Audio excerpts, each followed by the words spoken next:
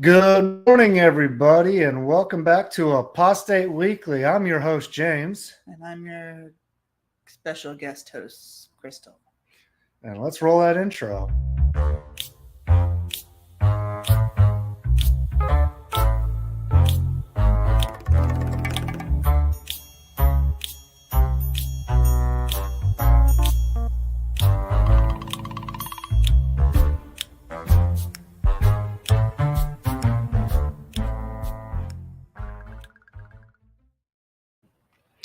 All right, and here we are. So, as you see, we got a special guest host with us today. Ryan, her dog had to get spayed and had to get a claw cut off too, because apparently she injured it. So we got a little bit different setup going on this morning. As you can see, I'm not leaning forward. I'm using a special mouse pad here to operate things. So, yeah, welcome everybody. And for those who don't know, it's my wife, Crystal. So how you doing this morning, Crystal? I'm awake. You're awake? Still waking up. But I have been awake since 6:20. So Speak a little louder. I have been awake since 6:20. So anyway, got some news stories to share with you this morning. Which one would you like to start with? I say we go with the crash and bang. The crash and bang? Okay, well, Video. it's our guest choice today, so we will start off with this story right here. Yes, that one. So, found this story on Reddit where this guy is going around and, for lack of a better term, he is really cart crashing the Jehovah's Witnesses carts. Let's take a look and see what they're doing.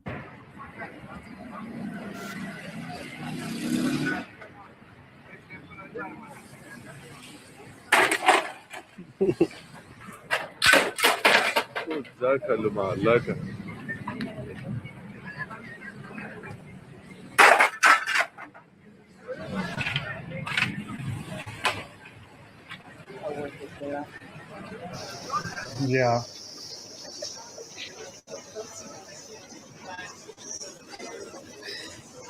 Hey, good morning, Mom.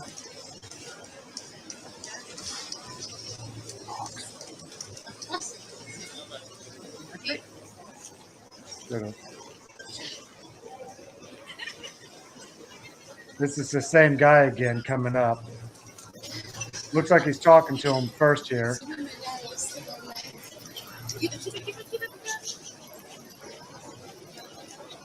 Throw them on the ground.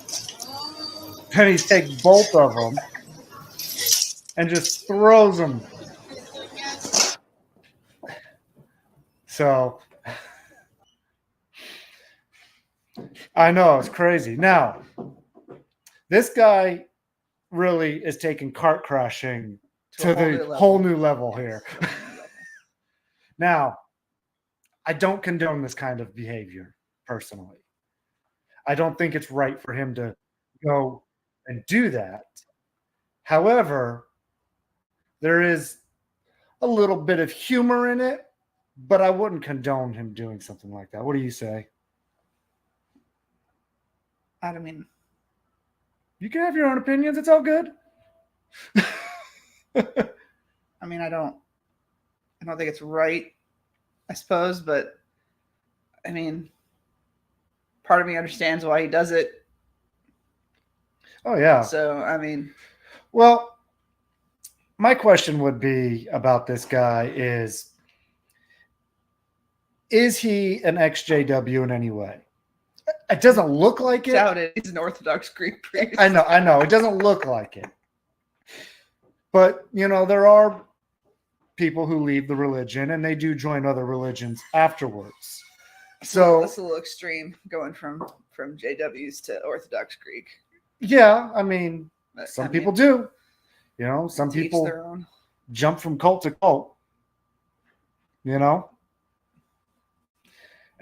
And it's a sad thing, but it happens. But yet, even if he isn't an XJW, which I highly doubt, you still don't want to go and damage other people's property like that. You know, go have a dialogue with them, have a conversation, you know, talk to them and communicate with them. Don't destroy property. That's true. I agree. Don't destroy the property. Although, you know, it's a little funny to watch.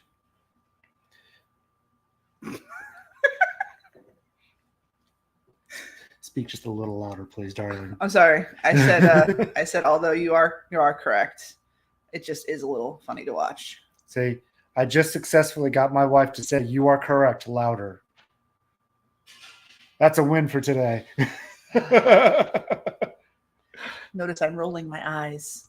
Wait, video's getting choppy. Hang on. Yeah, I agree, Doc. It does look orthodox. So, I mean, again, funny, don't condone it. So what's the next article you'd like to, got two more to go. Go with your dark article. The cult. Yeah. All right. We are going to discuss another cult. And this one has a very Jim Jones vibe going on / Heaven's Gate. This one, although it doesn't have to do with the Jehovah's Witnesses, it does have to do with the effect that cults can have on their members.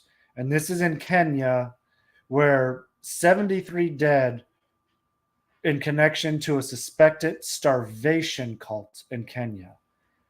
This guy had his followers starve themselves to death, letting them think that they're going to get into heaven because of this.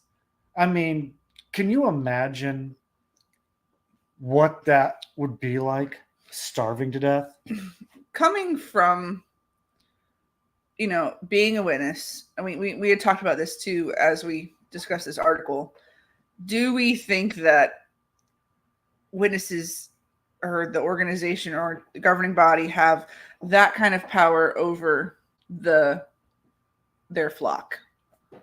And I was of the opinion that I didn't think they had that power over their flock. That there is some sort of morality in being a witness, that you respect life to a certain extent, and that suicide is very, very, very frowned upon. And so it is really sad when you see people that do, you know, have that much control over people, that they can convince them that suicide is their way to everlasting salvation. That, I mean, that really is, it's evil. Oh yeah. It's sad. And I'm glad that the organization, I don't think, has that type of power, because that would be very scary. Yeah, it would be.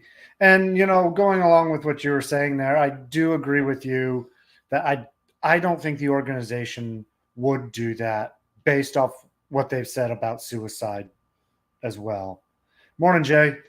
And I think because the organization has always talked about suicide as being a selfish thing, and we wouldn't want to do that. So I can't see them saying, hey, everybody, all of a sudden we got to take these pills, drink this drink or whatever, and off ourselves if we want to make it through the Great Tribulation and Armageddon. They pride themselves on going through great tribulation. Yes, they do. They do. So, I mean, death would be too easy for them. Yeah, that's right. And also, how many times can you remember? I don't know about you, but I do remember growing up where I'd be like, oh, I want to make it through Armageddon and, you know, see this all happen and this and that, you know? Did you ever know. I never had a very Christian view of Armageddon, and paradise. It was never something that was very fathomable to me. So, like, you know how some people say they have dreams about it, or they have, you know, like daydreams or fantasies or whatever. I'm like, it never seemed very real to me. So I never really had thoughts about it. So You have a point, Barbara. At the same time, they don't consider that suicide, though. At least the organization doesn't. They consider that dying for your love of God, I suppose. yeah, the best category I could put that into is martyrdom. Yeah. And, you know, and even still, I can still classify this cult in Kenya as martyrdom as well, because they were dying for whatever belief this cult leader was putting into their heads. And who knows how much propaganda this guy was given to his people before they did all this. Because if you go back and look at like the Jim Jones cult, he was constantly over the loudspeakers to the whole encampment talking day and night. Of course, not him personally, but recordings of him. So, you know, they always had something to keep themselves indoctrinated, to keep in that high alert state of whatever they were about to do. So that way they would be willing and faithful all the way to the end attitude. And really, I can see how the organization now is like that in a lot of ways with all the propaganda they produce. I don't think he could lock the screen door. So they're constantly getting fed that propaganda, and they're constantly hearing how close to the end it is and all that. So they're always on that heightened alert, and they're wanting the persecution. They're wanting the, I can't think of any other words for it, but they want these things to happen to them, and they want to experience it themselves. Yeah, it's dark. So yeah, it is a very dark thing, and I couldn't imagine. I thought about looking it up, but I didn't want to, what starving to death is like, because I just couldn't imagine, because I'm just a mean grump when I'm hungry. So true. So very true. So I don't want to die mean and angry at everybody. Scientologists think of self-deleting as dropping the body so that a person can come back a more evolved person who can save the world better. So they encourage suicide? Sounds like it. Well, that's basically, I think, what L. Ron Hubbard said he was going to do eventually, was come back somehow, but his prophecy also failed because it was supposed to be 20 years, and we're way past that already. Morning, Ryan. Welcome to the show this morning. Hope your puppy's doing well. All right. Let's go on to our final news segment this morning. I think this is my favorite one.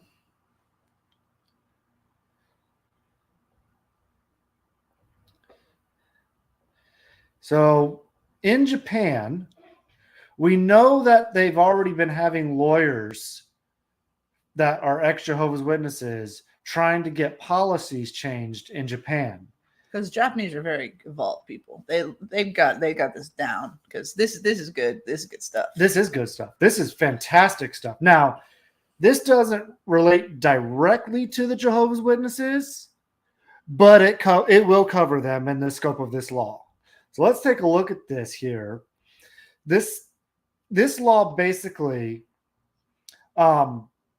is going to be constituting. Hang on.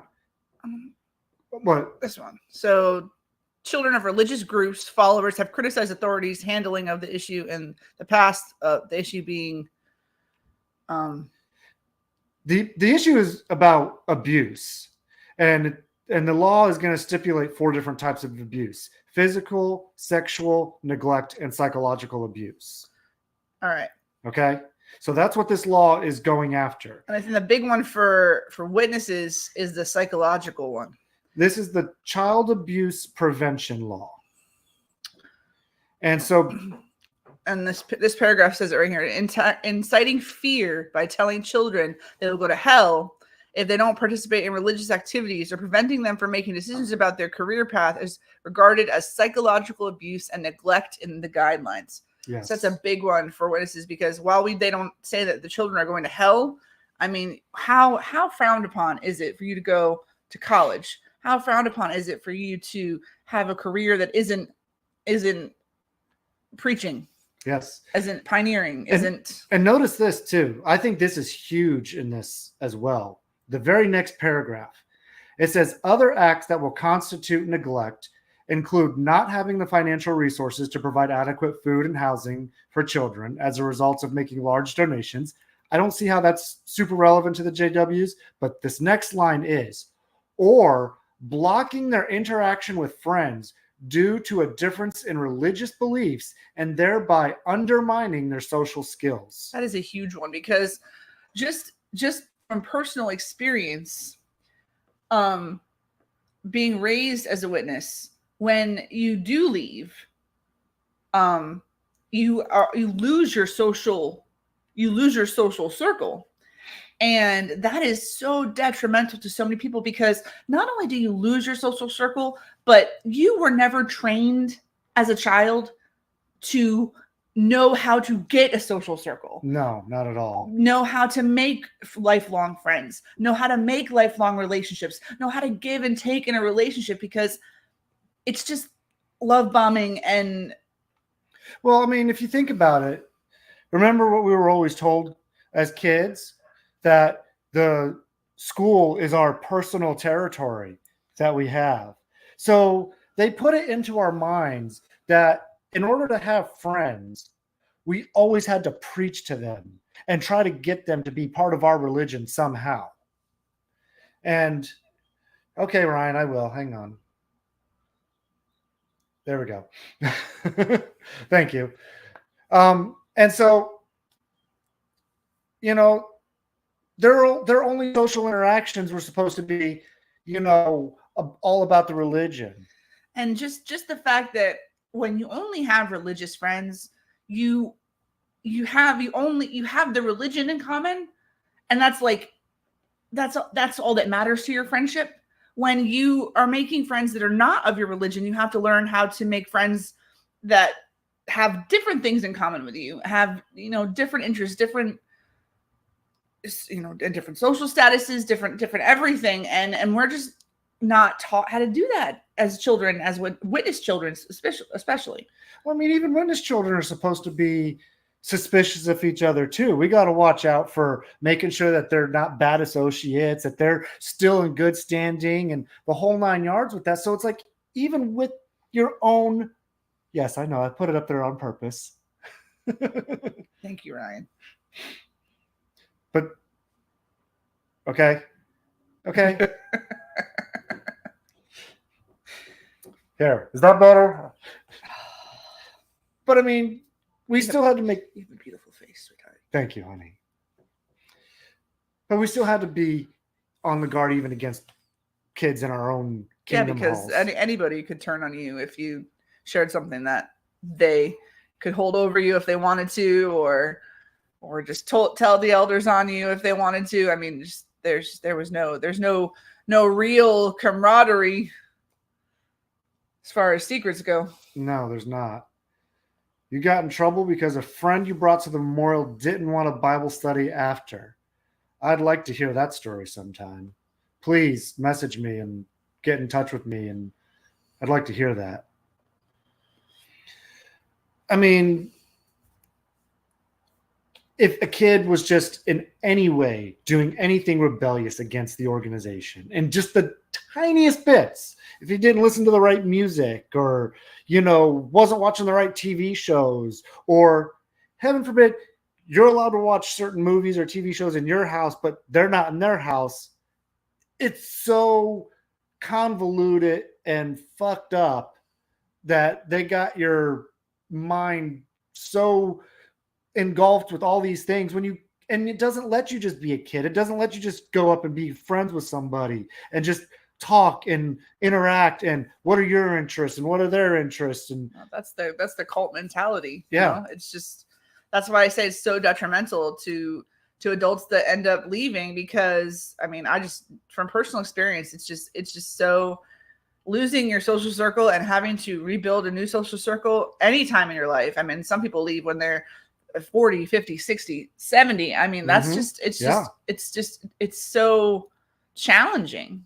Yeah, it is. I mean, but you were actually lucky though. When I met you. What do you mean? You had friends that were not witnesses that you hung out with and did things with. Not very often, but yeah. But your parents still let you though. On rare occasion. On rare occasion. Still, that's huge though. I remember as a kid trying to play with the neighborhood boys. I lied to my parents, told them they were witnesses so I could go play with them. No, I did not just say that she was lucky when she met me. I did not say that. Sure, I understand. Siri, be quiet. Shut up, Watch. He was saying that I was lucky because I did not have the strictest with his parents. Yes. Yes, Siri does love interrupting me. She does it all the time. Yes. And you guys as well, you had to build your friendship circle that you got now. And that's not easy. Oh, excuse me. But anyways, Japan, hats off to you, Japan. Keep up the good work. Keep on keeping on with that, because, if this country can set a precedence with this, I hope that other countries will see that and start doing it and implementing themselves. Unfortunately, America is slow on the uptake when it comes to that. And well, that just because America is basically run by cults. So it is, yep. And that's the problem, though. So I can't emphasize enough that more people need to watch shows like The Handmaid's Tale, because it seriously feels like this country is just spiraling into that. In 1980, George Orwell. I mean, it just, yep. There are people that talk about what's happening now. Yes, there are. And on top of that, there are books that explain these tactics the cults use to control their people. So I've always been, it's so funny, like, you work like in customer service, or you work as a teacher like I have, or you realize that so much of the world doesn't know what the fuck is going on.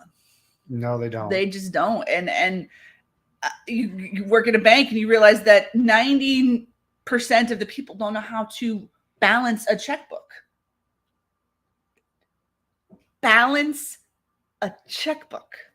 Or that 90% of your students don't understand the basic concepts of so many different things. Just, I can't even name one. It's just, because it's just crazy. And like, even now, as working in insurance, just the things that you have to explain to people because they don't understand is just, it's scary. What has the world come to that we are so naive? Well, a lot of that has to do with the education system in our schools too. What they have and what they don't have, the resources. But I had those same resources. I didn't go to private school. I was a public school child, and I know how to balance a checkbook. I know I am not naive. I see what's going on in the world around me.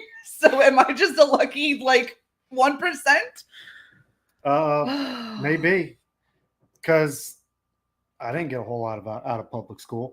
You homeschool. That is totally different. In high school, Totally different. High school is a very critical, important to critical thinking. K through 8, I was in public school. High school is important for your critical thinking skills, and so is college. And and the JWs were detrimental to that for me, unfortunately, too. So, anyways, is that because you recognize indoctrination? What do you mean? What do you mean, Ryan?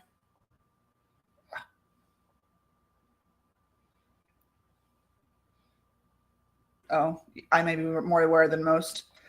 I guess.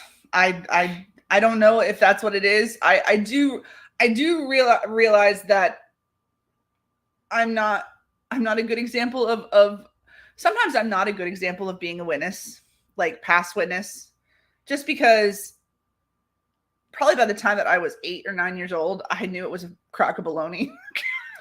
Yeah. And I just was doing it just to do it because as an 8 or 9 year old or as a teenager, if you have any smarts about you, you know that you can't leave until you have resources. And I didn't have resources. And so I knew that I just had to stay the course, whatever that course may be, whatever you have to do to survive. You just turn on the survival switch and then you just go. And then when I finally had a way out, you asked James, when he finally came and said, I'm ready to go. I jumped on the bandwagon. Like there was no hesitation. There was like, praise the Lord God, not Jehovah God. Praise whatever the spaghetti monster is in the sky, that you would finally come to your senses so that we have the resources, or we can put the resources together to leave the situation that we're in, because that's what it was. But I was